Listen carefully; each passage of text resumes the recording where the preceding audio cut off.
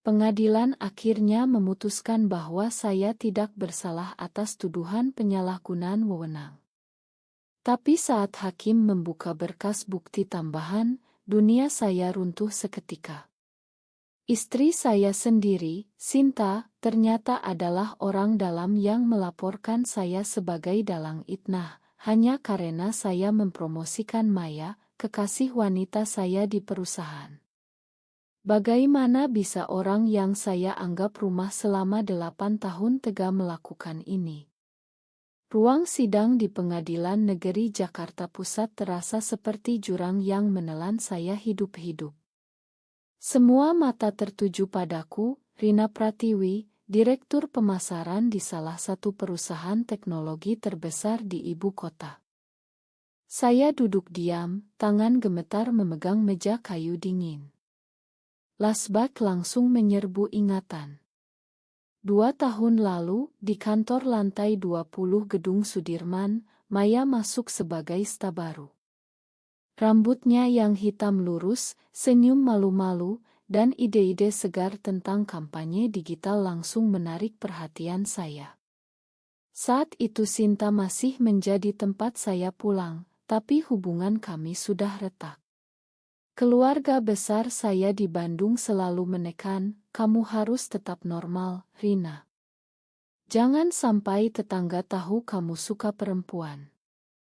Mereka yang memaksa saya menikah secara agama dengan Sinta 8 tahun lalu, meski kami berdua perempuan dan hidup sembunyi-sembunyi.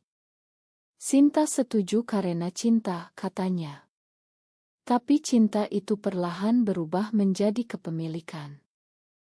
Malam itu, setelah sidang hari pertama, saya pulang ke apartemen di Kemang. Sinta sudah menunggu dengan wajah dingin. Kamu pikir aku tidak tahu, Rina? Maya itu bukan sekadar bawahan. Aku lihat semuanya. Suaranya pelan tapi menusuk. Saya tidak menjawab. Bagaimana menjelaskan bahwa promosi Maya bukan karena cinta semata, tapi karena dia memang berbakat.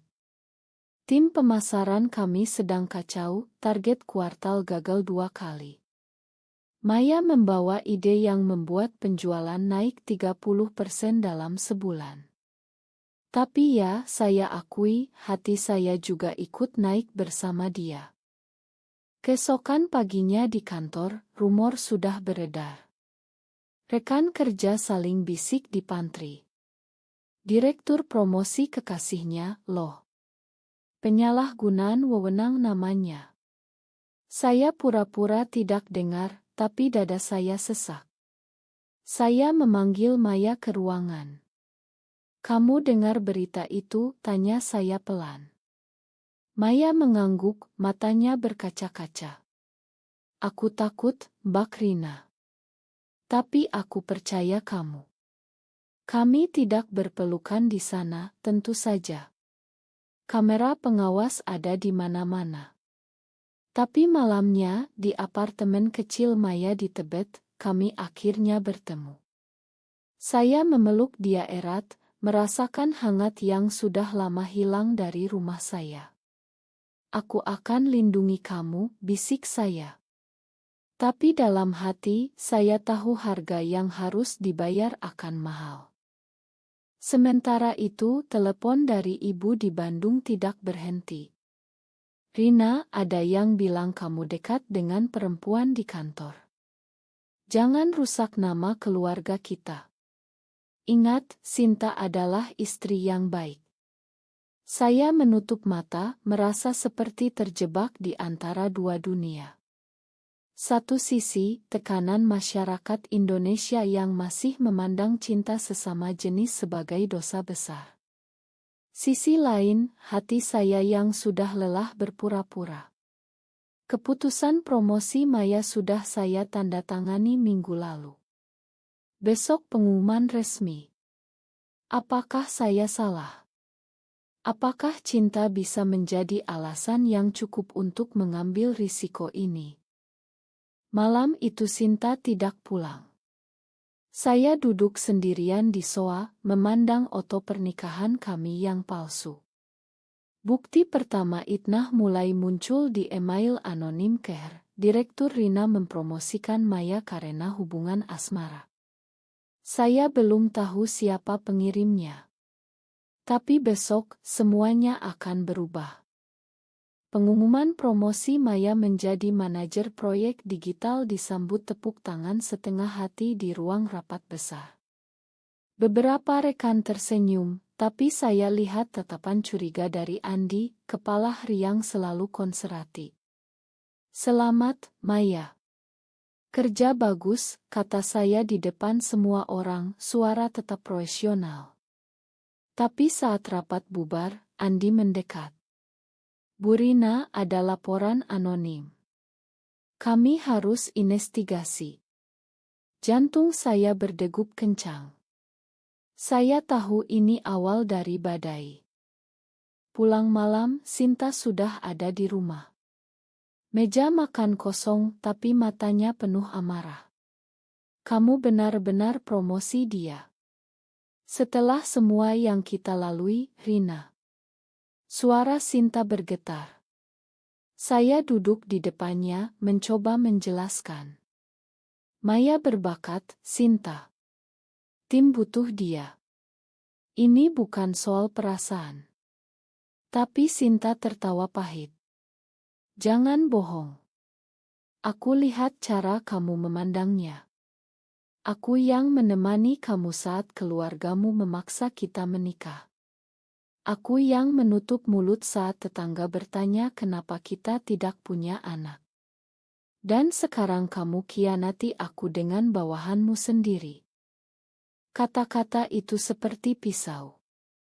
Saya ingat malam-malam kami dulu, ketika kami baru pindah ke Jakarta, berjanji saling melindungi dari dunia yang tidak menerima. Keluarga Sinta sendiri sudah memutus hubungan sejak tahu kami pasangan. Sekarang giliran saya yang membuat luka.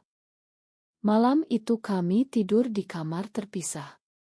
Saya menangis diam-diam, bertanya dalam hati, apakah promosi ini keputusan bisnis atau ego cinta saya? Di kantor keesokan hari, Maya menunggu saya di lift. Bak, terima kasih. Tapi aku dengar ada investigasi. Aku tidak mau kamu susah karena aku. Saya memegang tangannya sebentar, cepat dilepas saat pintu lift terbuka. Kita hadapi bersama, jawab saya. Tapi dalam hati ketakutan mulai merayap. Indonesia bukan tempat mudah untuk cinta seperti kami. Berita media sosial sudah mulai beredar samar-samar di grup karyawan. Direktur lesbian promosi pacarnya. Kata lesbian itu seperti bom yang siap meledak. Sore harinya, ibu menelepon lagi. Rina, tetangga di Bandung sudah bicara. Mereka bilang kamu punya hubungan tidak wajar di kantor. Pulanglah, bicara dengan ayah. Kami tidak mau nama keluarga tercemar. Saya mematikan telepon, kepala pusing. Tekanan dari atas, dari bawah, dari dalam. Sinta mengirim pesan, aku akan lakukan apapun untuk lindungi pernikahan kita. Saya tidak tahu pesan itu adalah ancaman. Malam itu saya bertemu Maya di kai kecil dekat Monas. Kami duduk di pojok, berbicara pelan. Bak Rina, kalau aku mundur saja dari promosi, tanya Maya. Saya menggeleng. Tidak. Kamu pantas. Ini soal keadilan kerja. Tapi saat saya pulang, Sinta sudah menunggu dengan map dokumen. Ini email anonim yang aku terima hari ini. Mereka bilang kamu menyalahgunakan jabatan. Aku akan bantu kamu lawan ini. Saya memeluk Sinta, merasa bersalah. Tapi saya tidak tahu, map itu adalah awal dari rencana Sinta sendiri. Tuduhan resmi datang 2 minggu kemudian. Surat dari Komisi Etik Perusahaan. Ibu Rina Pratiwi diduga menyalahgunakan wewenang dengan mempromosikan karyawan Maya Sari karena hubungan pribadi. Saya dipanggil ke ruang Her. Andi duduk dengan wajah serius. Kami punya bukti chat dan Oto. Oto. Saya terkejut. Saya dan Maya memang pernah Oto bersama di acara team building, tapi tidak ada yang mencurigakan. Tapi bukti yang mereka tunjukkan adalah chat yang didit, seolah saya mengancam Maya jika tidak mau dekat. Saya tahu ini itnah. Rumah menjadi medan perang. Sinta berteriak, kamu lihat kan? Semua karena dia. Aku sudah bilang jangan terlalu dekat dengan bawahan. Saya balas, kamu yang kirim laporan ini, Sinta. Sinta terdiam sebentar, lalu menjawab dingin, aku hanya lindungi kita berdua. Kata itu membuat saya sadar, istri saya sudah berubah. Malam itu saya pergi ke rumah Maya. Kami duduk di lantai, saling berpegangan tangan. Aku takut kehilangan pekerjaan, Mbak. Tapi lebih takut kehilangan kamu, kata Maya. Air mata kami bercampur. Di luar jendela, hujan Jakarta deras, seperti air mata kota yang tahu rahasia kami. Keluarga besar berkumpul di Bandung akhir pekan itu. Ayah duduk di kursi kayu jati, wajahnya keras. Kamu sudah bikin malu kami, Rina. Pernikahan dengan Sinta saja sudah kami terima meski kami tahu. Sekarang kamu bawa skandal ke perusahaan. Pulanglah, tinggalkan pekerjaan itu. Ibu menangis di samping. Kamu perempuan, harusnya tahu tempat. Saya duduk diam, merasakan setiap kata seperti cambuk. Di Indonesia, stigma terhadap perempuan lesbian masih sangat kuat, terutama di keluarga Jawa yang tradisional. Saya pulang ke Jakarta dengan hati hancur. Di kantor, suasana semakin tegang. Beberapa karyawan menolak rapat dengan saya. Maya dipindah ke divisi lain sementara.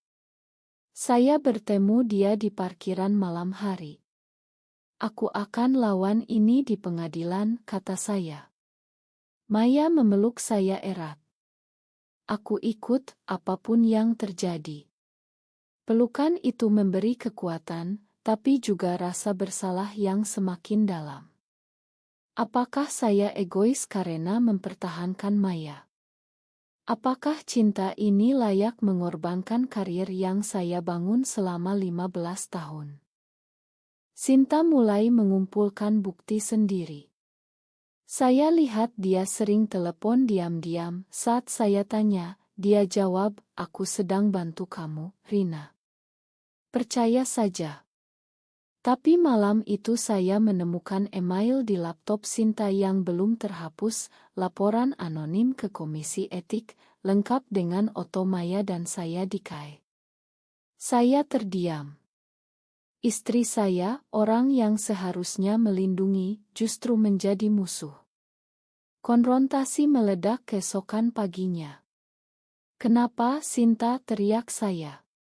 Sinta menjawab dingin, karena kamu sudah tidak mencintaiku lagi. Aku hanya ingin kamu kembali padaku. Sidang pertama di pengadilan berjalan lambat. Jaksa membacakan dakwaan panjang lebar. Saya duduk di bangku terdakwa, pengacara di samping. Bukti chat yang didit itu diputar. Maya dipanggil sebagai saksi. Dia berdiri tegak, suaranya bergetar tapi jelas. Promosi itu karena prestasi saya, bukan karena hubungan pribadi. Tapi hakim memandang curiga. Di Indonesia, kasus seperti ini sering dimenangkan oleh pihak perusahaan karena norma sosial. Sementara itu, media mulai memberitakan. Direktur perusahaan tech dituntut karena promosi kekasih sesama jenis. Nama saya, foto saya, semuanya tersebar. Keluarga di Bandung menutup pintu rumah. Ayah bilang, kami tidak punya anak seperti kamu lagi. Saya merasa sendirian, tapi Maya selalu ada. Kami bertemu diam-diam di apartemennya. Mbak, aku siap hadapi apapun, katanya sambil memegang tangan saya. Malam itu kami berbicara panjang tentang masa depan. Apakah kami harus lari ke luar negeri? Apakah cinta ini cukup kuat melawan seluruh dunia? Sinta datang ke pengadilan sebagai saksi. Dia duduk dengan anggun, menceritakan bagaimana saya berubah sejak Maya masuk. Saya hanya ingin lindungi pernikahan kami, katanya dengan air mata. Saya melihat kebohongan di matanya. Pengacara saya mulai menggali. Apakah Ibu Sinta pernah mengirim email anonim? Sinta tersenyum tipis. Tidak. Tapi saya tahu kebenaran mulai terbongkar. Di kantor, posisi saya digantung. Maya juga terancam dipecat. Saya bertemu rekan lama, Budi, yang diam-diam bilang, Rina, ada yang bilang Sinta yang mengirim bukti care. Dia bilang Maya adalah mata-mata internal yang kamu lindungi. Kata itu seperti petir.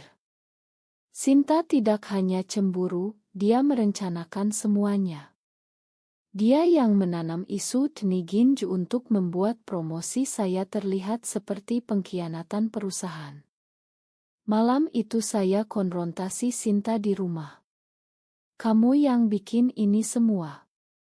Sinta tidak menyangkal lagi. Ya. Karena kamu sudah tidak melihat aku lagi, Rina. Aku ingin kamu menderita seperti aku menderita. Tekanan batin saya memuncak. Saya hampir menyerah. Tapi saat melihat Maya yang masih bertahan, saya sadar saya harus melawan. Saya hubungi pengacara lagi, minta dalami bukti digital. Ternyata email anonim berasal dari laptop Sinta. Bukti mulai mengarah ke istri saya sendiri. Keluarga Maya juga mulai terlibat. Ibunya menelepon saya, jaga anak saya, Bu Rina. Kami tahu kalian berdua saling sayang. Dukungan kecil itu memberi harapan di tengah badai. Tapi harga yang dibayar sudah terlalu mahal. Karier, keluarga, dan kepercayaan semuanya retak. Hari sidang penentuan tiba. Ruang sidang penuh. Hakim membacakan bukti baru yang diajukan tim pembela. Email, IP address, rekaman telepon Sinta dengan semua menunjukkan bahwa Sinta adalah dalang Itna. Terdakwa Rina Pratiwi tidak bersalah, kata hakim dengan suara tegas. Ruangan gempar. Sinta duduk di bangku saksi, wajahnya pucat. Saya berdiri, melihat langsung ke matanya. Kenapa, Sinta? Tanya saya pelan saat sidang selesai. Sinta menjawab dengan suara pecah, karena aku takut kehilangan kamu selamanya. Di luar pengadilan, wartawan mengerubungi. Bu Rina, bagaimana perasaan Anda setelah dibebaskan? Saya hanya bilang, keadilan akhirnya menang. Tapi dalam hati, luka jauh lebih dalam. Maya menunggu di mobil. Kami memeluk lama di parkiran. Kita menang, Mbak, bisiknya. Tapi kemenangan ini terasa pahit. Sinta mengajukan cerai keesokan harinya. Keluarga saya di Bandung tetap diam, tidak ada Masyarakat online masih membahas lesbian di perusahaan besar, pantas dipecat. Stigma tidak hilang begitu saja. Saya duduk di balkon apartemen malam itu, memandang lampu Jakarta. Semua pilihan yang saya ambil, promosi Maya, menyembunyikan cinta, menikah dengan Sinta demi keluarga, membawa saya ke titik ini.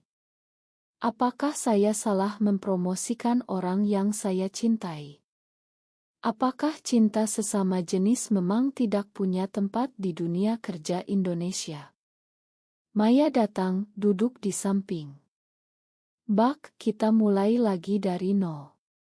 Tanpa rahasia. Saya mengangguk, tapi hati masih ragu. Konfrontasi terakhir dengan Sinta terjadi di kai dekat rumah lama kami. Aku minta maaf, Rina. Aku terlalu cinta sampai buta, katanya. Saya memandang dia, wanita yang pernah saya sayangi. Cinta tidak boleh menyakiti, Sinta. Kamu ajari aku itu. Kami berpisah tanpa amarah lagi, hanya kesedihan. Keluarga Maya menerima saya dengan tangan terbuka. Kamu sudah seperti anak sendiri, kata Ibu Maya. Dukungan itu seperti obat untuk luka lama. Tapi di kantor, meski saya dibebaskan, posisi saya tetap tergantung. Perusahaan menawarkan kesepakatan damai, tapi saya tolak. Saya ingin keadilan penuh. Setelah sidang, hidup saya berubah drastis. Saya mengundurkan diri dari perusahaan dengan pesangon besar. Maya memilih ikut keluar bersamaku. Kami membuka usaha kecil konsultan digital dari rumah. Lambat laun, klien datang karena reputasi saya yang bersih. Tapi yang lebih penting, kami hidup tanpa takut lagi. Keluarga saya di Bandung perlahan melunak setelah melihat saya bahagia. Ayah menelepon suatu hari, Rina, pulanglah kalau mau. Kami hanya ingin kamu selamat. Itu sudah cukup. Sinta pindah ke Surabaya, memulai hidup baru. Kami tidak saling hubungi lagi. Kadang saya teringat dia, tapi bukan dengan rasa benci. Hanya pelajaran bahwa cinta bisa berubah menjadi racun jika tidak ada kepercayaan. Maya dan saya sekarang terbuka di kalangan teman dekat. Kami jalan pagi di taman, pegangan tangan tanpa takut. Masyarakat masih banyak yang memandang aneh, tapi kami belajar mengabaikan.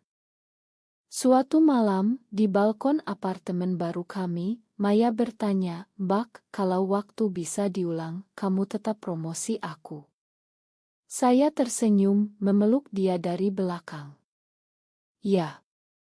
Karena kamu layak, dan cinta kita layak diperjuangkan. Tapi dalam hati, saya tahu harga yang dibayar, karir yang runtuh, keluarga yang hampir hilang, dan kepercayaan yang hancur. Apakah semuanya sepadan? Hari ini, saat melihat Maya tertawa di dapur sambil masak, saya sadar jawabannya ya. Cinta sesama jenis bukanlah dosa. Yang salah adalah dunia yang memaksa kita sembunyi. Saya telah bangkit, lebih kuat, lebih jujur pada diri sendiri.